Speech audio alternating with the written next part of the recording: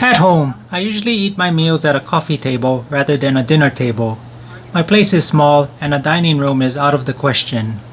Recently, I've been wanting to have more table options for meals, but not have to redesign my whole living room. Today, my simple solution to this problem is a couple of PVC eating trays I'm going to build. To see how I do this, stay tuned.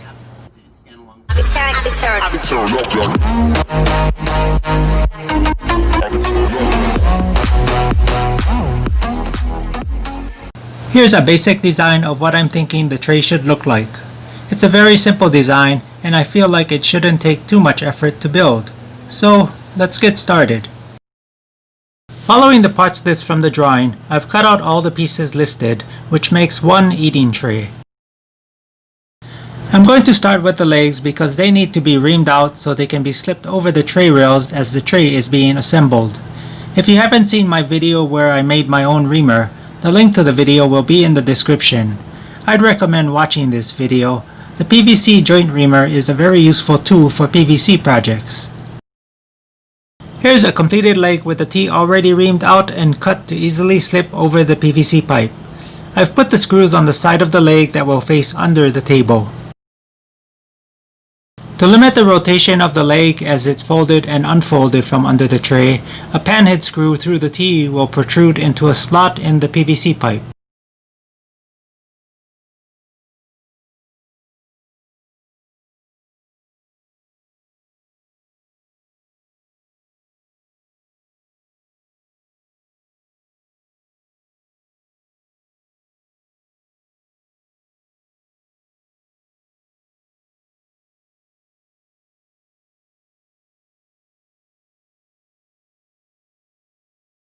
The tray has some tricky cuts to make in both the PVC pipe and the flat piece that will serve as the tray top. I've marked some guides on my table saw, 2 stop marks for the fence and 2 marks to align the rail with. The space between the marks should be the thickness of the tray top surface, less the thickness of the table saw blade. When cutting, set the fence to the first mark and align the mark on the rail with the other mark on the table saw, then make the first cut.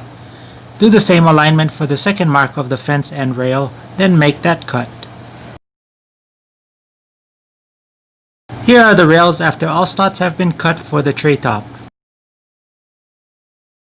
This 1/4 inch sheet of plastic will become the tray top surface. The dimensions are easy. Make the length and width 2 inches longer than the long and short lengths of the rails. My rails are 30 and 13 inches, so the dimensions of this plastic sheet should be 32 by 15 inches. There's a couple more cutouts to make around the edges of the plastic sheet. The first is to remove the corner so the plastic sheet can fit around the corner joint. The other is another cutout at the edge to fit around the T of the leg. My completed eating tray looks great. I know this may not be the dimensions some of you might want, and you can easily adjust that to your taste, but for me, it's perfect. Also, one change I made was the legs do not fold under. Because my table is so large, I needed as much rigidity as I could create, so I screwed everything in place with 2 screws, not just 1. If you're wondering why the eating tray is so wide and sits so high, it's because I wanted it to be wide enough for when I use it while sitting cross-legged on the floor. This gives me a lot more flexibility whether I want to sit in front of the TV or in a more quiet location.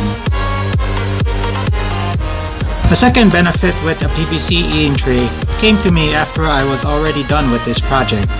I used 4 1 1/4 inch to 3/4 inch reducers, 4 1 1/4 inch couplers, and 4 equal length 1 1/4 inch PVC pipes, and made leg extensions so I could use the eating tray at a seat similar in height to a beach recliner.